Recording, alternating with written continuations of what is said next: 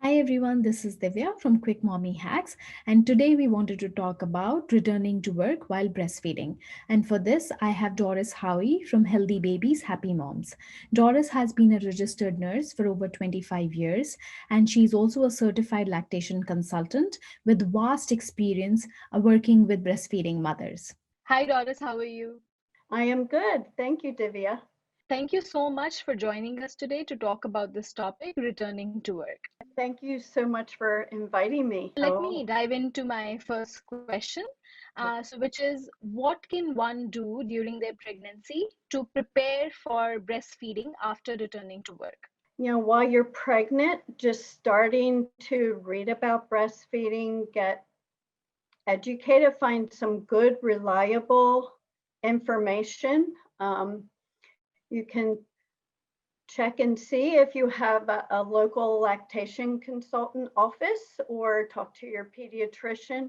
But just start to find some resources that you find helpful. Setting up your breastfeeding experience Mhm. kind of sets you up for going back to work. So, what can you do exactly like during your maternity leave to make breastfeeding more successful upon returning to work? At first, just kind of work on breastfeeding. Just focus on that. And I would say for 3, 4 weeks, make that your focus. Try to establish a good supply, maintain Mhm. it. Um, Try to get that part settled down. Because it kind of sets you up down the road usually. Mhm. And then around week 3 and 4, probably get your pump out, start getting used to it if you haven't done so already for some other reasons, and just get used to your pump. Um, I would say don't worry about it that first 3, 4 weeks, Yeah. Mhm. general, because really most of the breast milk should just go to the baby. Before you leave work, look around, talk to your boss, talk to your supervisor or whoever, look at that Mhm. environment and see where are you going to be able to pump? What's the environment going to be like? Will I be comfortable? Or am I a realtor and I need to do it in my car? Yeah. And so in purchasing your pump and does it recharge? Does it have a vehicle adapter if I need it? Mhm. But get used to your pump. So, what can moms do when they return to work to ease that transition? Make one change at a time. Hmm. Don't be transitioning from a bassinet to a crib at the same time, or or changing how you wrap the baby at sleep time. Just you know, keep everything else the same as much as possible. It is such a stressful time. Try not to overthink things. Plan, but try not to overthink. So, how often should moms pump at work? In general, I'll say every 3 hours. Now, as a baby Okay. gets older, it does decrease. So, where and how should moms like store their breast milk? I would say in general, we like a small cooler or a cooler bag, and we usually say 3 ice packs in there, but it kind of depends on the size of the Hmm. ice pack and things like that. But Okay. I think that's the best. Now, some people do have a refrigerator at work that has enough room to do that.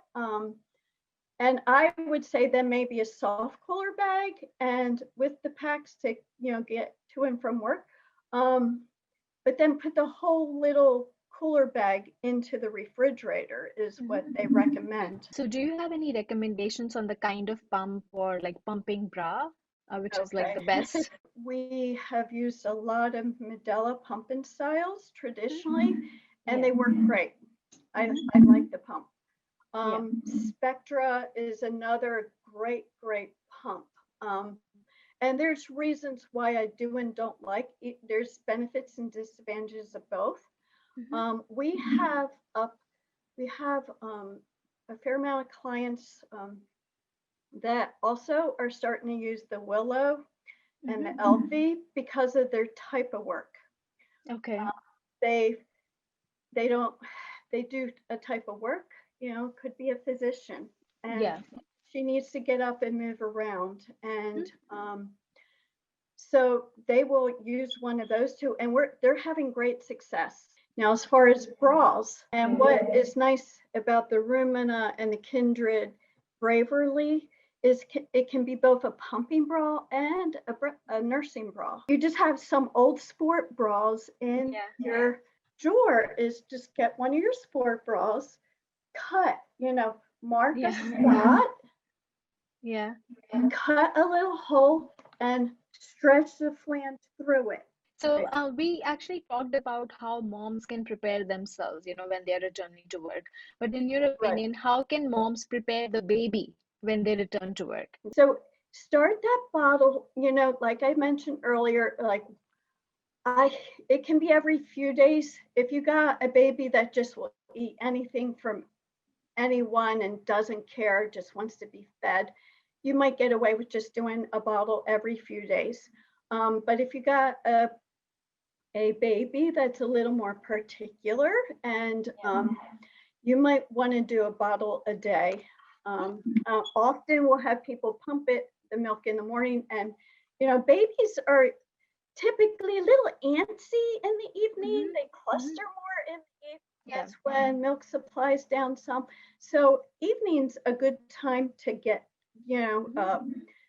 dad or, your partner or whoever, grandma, to give an occasional bottle. It does not have to be a whole feeding.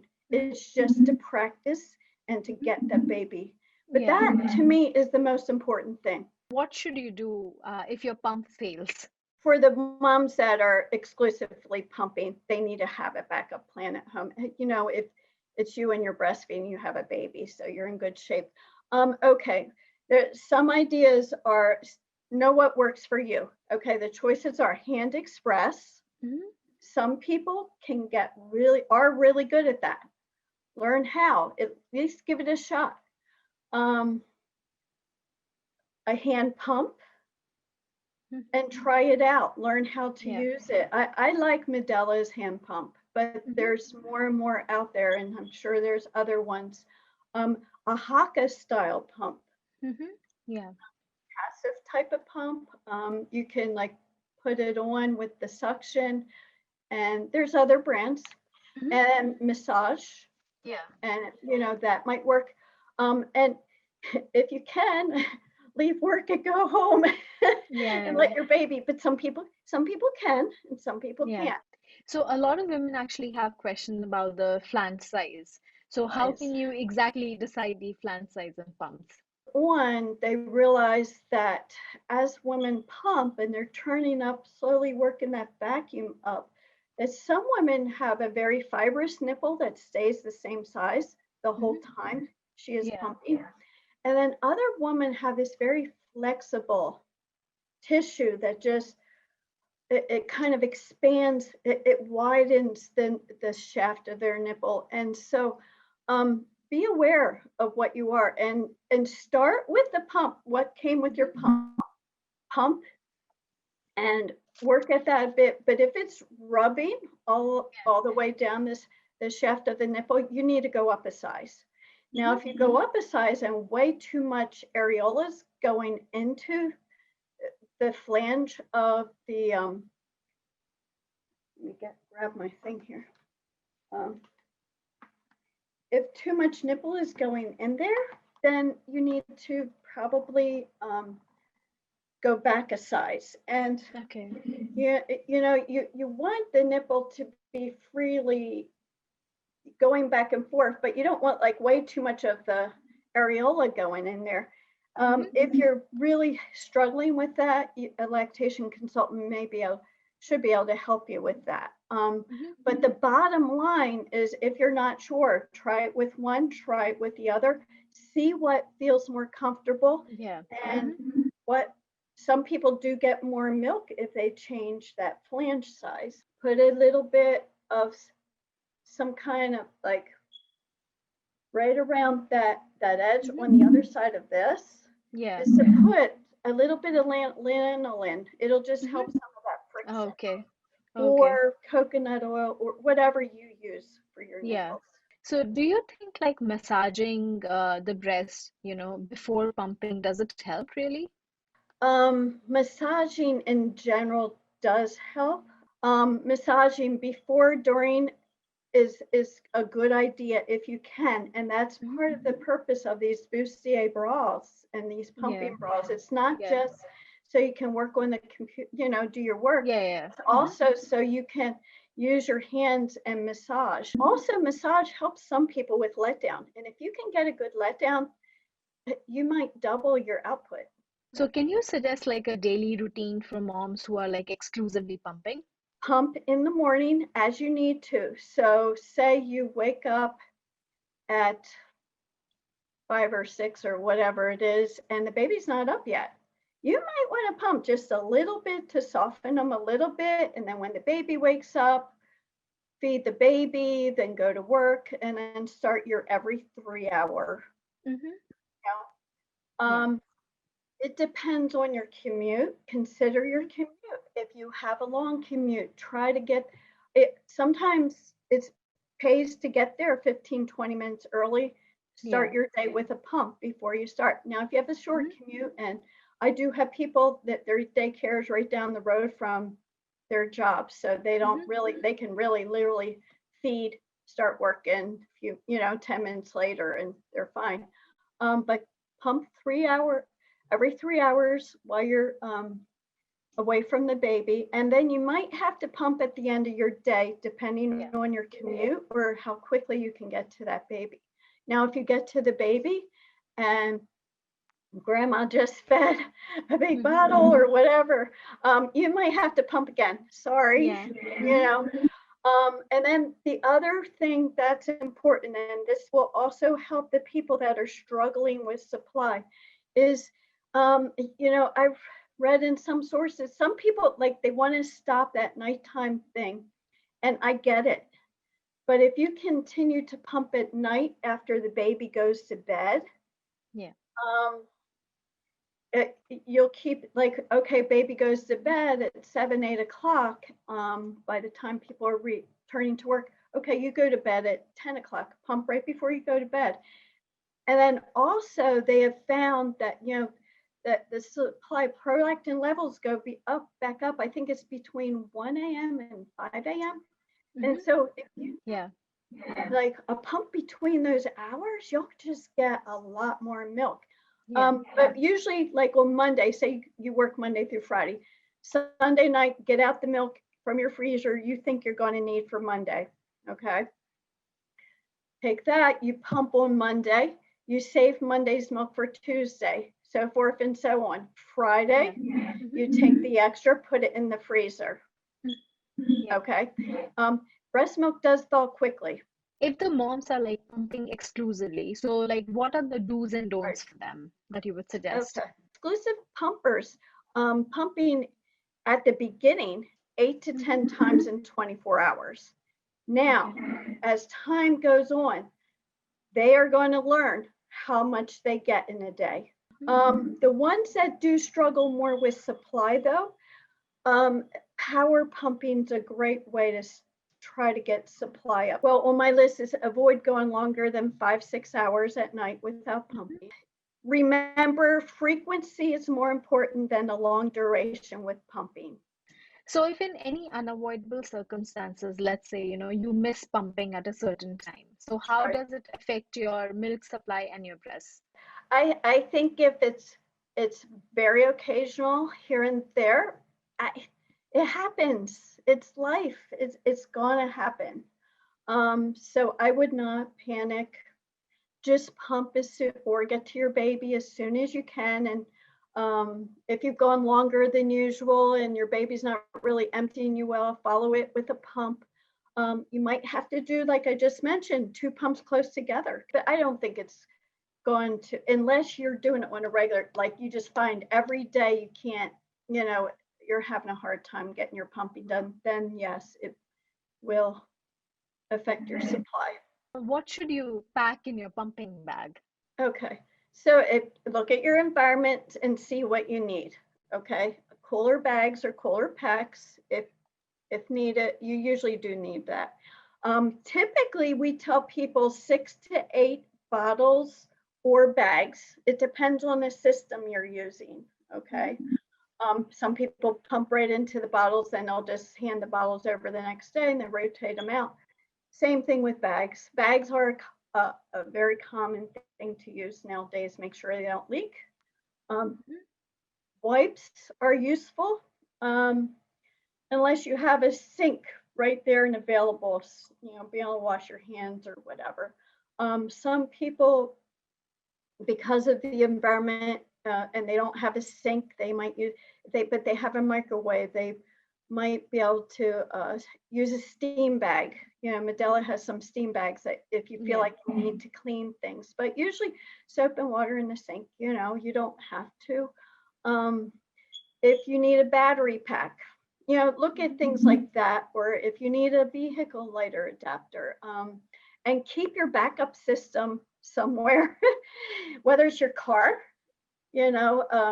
like have your hand pump. You might want to keep your hand pump in the car anyway, Yeah. so, but I think that's pretty, and make sure you have the lids, but I think that's pretty much it. Is the most asked question, which is Okay. how can moms maintain as well as like increase their milk supply when they return to work? Well, when they are pumping at work, have pictures of the baby, have little videos of the baby, have them. Usually nowadays, the benefit of our phones is we have that. Make a file and have a little routine where you get in that pumping room and you start reminiscing, looking at your baby pictures. That helps the pumping process. And the better, I made the comment to you before, learn not to hate your pump. I do have some moms that just hate it, and really getting used to it, and being like becoming as proficient as you can be, but don't overthink that one. Okay, but develop a routine with the massage, like we said earlier, the pictures, as we said earlier. Try not to let your breast get over full. Learn your body, learn your body's circadian rhythm with that. Whatever you need to do to relax. I've even read things about guided imagery and things like that has helped mothers. And then have a place that you feel comfortable pumping. Just power pumping is helpful. Now, some people try galactagogues. And like the fenugreek, the blessed thistle. Another real common one that's gotten popular in the recent couple of years is moringa. It's a leaf of a tree, and that they put it in the herbal category. It's a superfood. So do you have any additional tips for moms, who are returning to work while they're breastfeeding? Realize that when you're back to work, baby's in this routine of sleeping from 8 p.m. to 6 a.m. or whatever it is. Realize that baby's needs are going to have to be met during the day. Yeah. So sometimes that's happening at the same time, close to the same time. So people will say, they take so much in the bottle now. Well, it's because maybe they're not feeding at night anymore, and they have to make up that caloric need during the day. So now 3 ounces won't be enough anymore. They'll have to go up, and they'll have to eat bigger amounts or more frequent. So realize that amount you have to provide during the day may go up. Try not to overly focus on what you pump at work. Step back and look at the bigger picture. Okay. Sometimes you'll be able to make up the difference during your non-work times, in the evening, night, or in the morning. Pumping should not hurt. So if it is, try those different flange sizes. Talk to an LC. You can talk to the pump company sometimes and get information. Thank you so much for joining in. I cannot even tell you how helpful this is. I mean, it's Okay, lots of information, and I'm pretty sure it's going to help a lot of women out there. Okay. Thank you. If you like our videos, do subscribe to our YouTube channel, Quick Mommy Hacks, and follow us on Instagram for some personal tips on pregnancy, childbirth, and motherhood. And do leave your feedback and comments. We would love to hear from you.